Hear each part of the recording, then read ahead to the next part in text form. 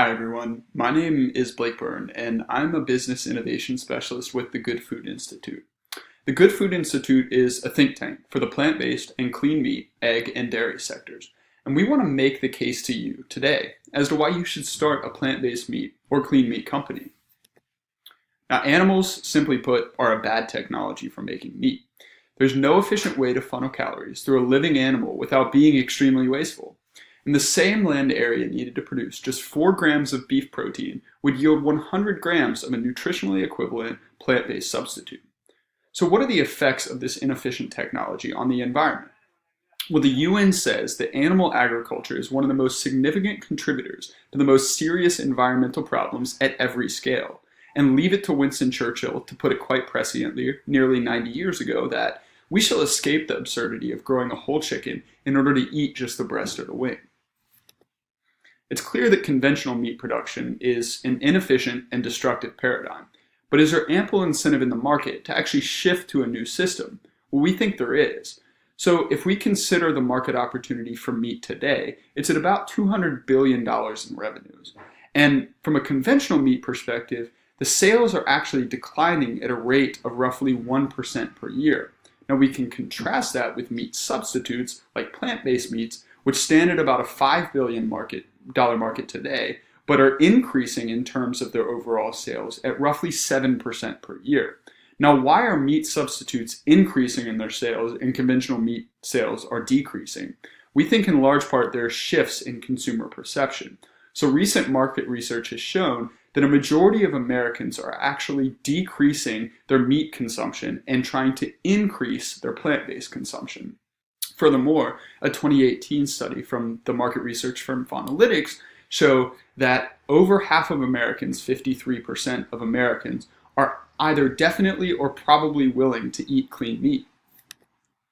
So the commercial landscape in clean meat especially, and also plant-based meats, is immature and it's ripe for new entrants. But there are at least 10 incumbents pursuing clean meat and up to 40 others developing plant-based meats. So when it comes to clean meat, a company like Just, for instance, has received significant funding from investors and is actually anticipated to launch their chicken product within the next year.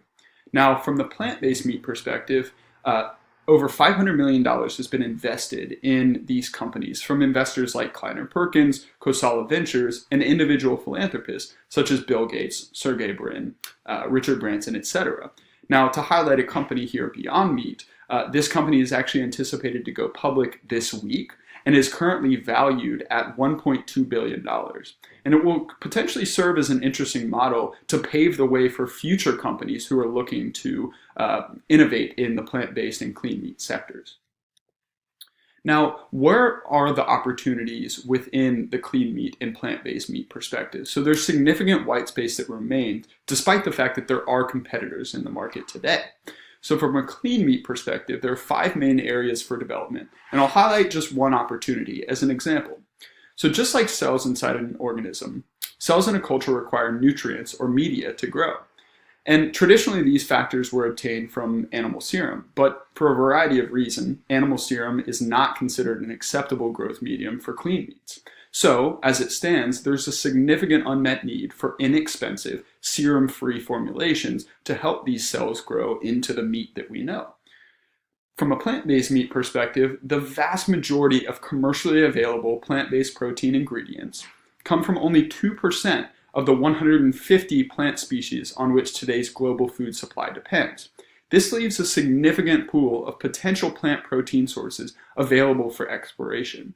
And these are just 2 examples of the many areas for entry into these markets.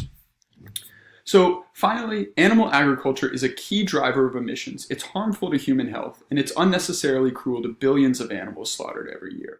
Now, alternatives to conventional meat represent a critical strategy to combating a bad system that hasn't seen a fundamental innovation for, let's face it, 10,000 years. And how can the Good Food Institute help you as an entrepreneur start your business? So we can provide technical and commercial assistance with the launch and reformulation of products. We can connect you with investors and help conduct market research to define your market opportunity and consumer amenability to your product. Thank you again for your time. My name is Blake Byrne, and feel free to reach out to me with any questions.